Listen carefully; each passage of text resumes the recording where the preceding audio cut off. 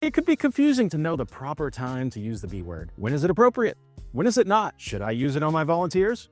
What about my pastor? How's he going to feel about us using the B word at church? Do I need an expert in the B word, or can I just look up a manual and use it on my own? I'm Chad. I'm with TakeOne Broadcast Solutions. We're a system integrator here in Nashville, Tennessee. We're going to be talking about these things and more with my good friend, Tyler Hirth. Tyler comes from the church media world at Long Hollow Baptist, and now he is a broadcast professional, and he knows a little something about the B word. So let's get right into it. We're going to be talking about the B word, and that is Blackmagic. Boy. Blackmagic. People either love it or hate it. Yep. If you guys go back and watch my previous videos, you probably know kind of where I stand. But it's I have some real thoughts on Blackmagic, and I'm really curious, Tyler, to know kind of your thoughts on that as well. But Blackmagic, for those that don't know, I mean, if you're watching this, you probably definitely know. They make an entire suite of video productions, from routers to switchers to cameras to replays and recorders. Essentially everything you need in a control room, Blackmagic has. The reason that some people get really frustrated with Blackmagic is that they tend to do things that work in their ecosystem or their ecosphere. They're made to work together with other Blackmagic products, whereas most higher broadcast tier equipment all kind of works under standards that they all play together. So you can pick one manufacturer of cameras, one manufacturer of switcher, a different manufacturer of router, and you can find what you like the best, and they all kind of play together. Right. Blackmagic typically doesn't do that. There's also some things too, and I have to say this up front, and this is kind of where I think ultimately all of this is going to go. From a quality and reliability standpoint, you do get what you pay for. Yep.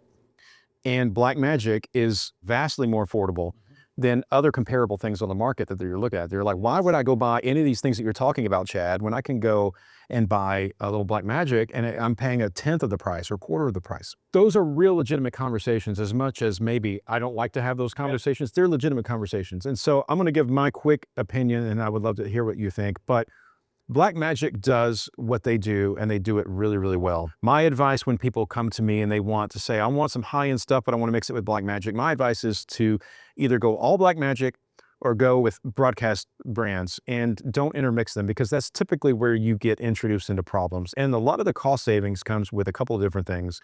You don't get, we call it enterprise level things like dual power supplies, the reliability of those type of things. A lot of the power supplies are very generic, something that you would find off that powers your Amazon gear, right? I'm exaggerating a little, but that's not a knock. It's just a reality.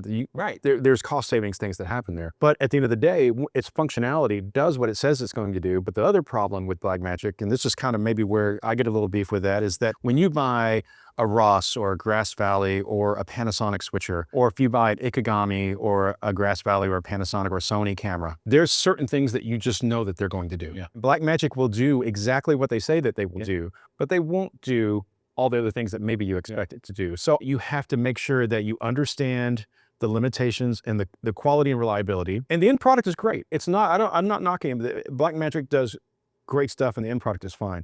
It comes down to the reliability, which ties into the quality, and just setting the expectations that this is only going to do what it says it's going to do, and I'm not going to be able to be very creative with it. Right. That's my rant. I went a little longer than I wanted to. Tyler, what do you think about Blackmagic?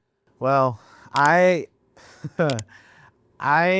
go back and forth. It is a love-hate relationship with me and Blackmagic. I have ended up using it a lot more in corporate than I thought I ever would in my life. But a lot of times for those shows, it's like I'm cutting cameras and some graphics. And so for that, it works fine. But then I've been on shows with it where I've had a for-me panel that I need to put all these boxes on, and I've run out of DVEs.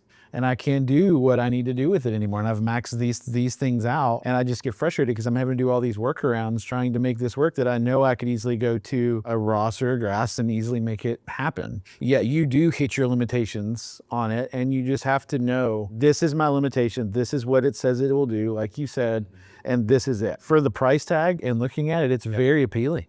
It is. And you can accomplish a lot of these big church things that we were talking about earlier at a very affordable price.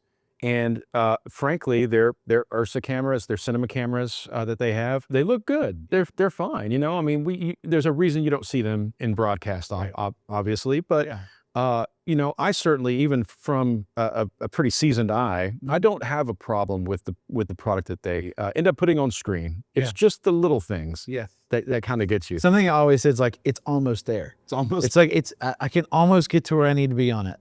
Yeah, but For back to the whole topic of church production, though, I will concede that in a lot of cases, Blackmagic is a solution that is probably going to work for a lot of limited budgets and limited scopes and scales. Yes. If you go Blackmagic, go all Blackmagic, and I think that you're going to have a better experience. Do you agree?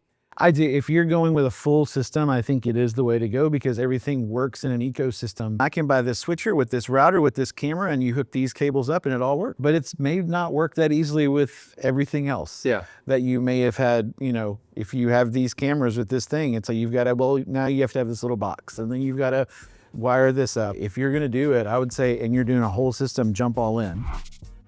Well, thank you so much for watching. You know, we're just having a little fun here with the whole B-word thing, but we hope that this information is useful for you. And we have more videos with Tyler coming up about how to build for your volunteers. Great and important topic to discuss. We also have great video coming up on advanced audio considerations for your church system as well. So if you like this content and want to make sure you don't miss the next video, make sure to like and subscribe. That certainly helps. And if you want to deep dive with us personally, reach out to us. We'd love to talk to you. Mail at takeone.tv, or you can call us at 1-877-81-TAKE1. Thank you so much. We'll see you in the next one.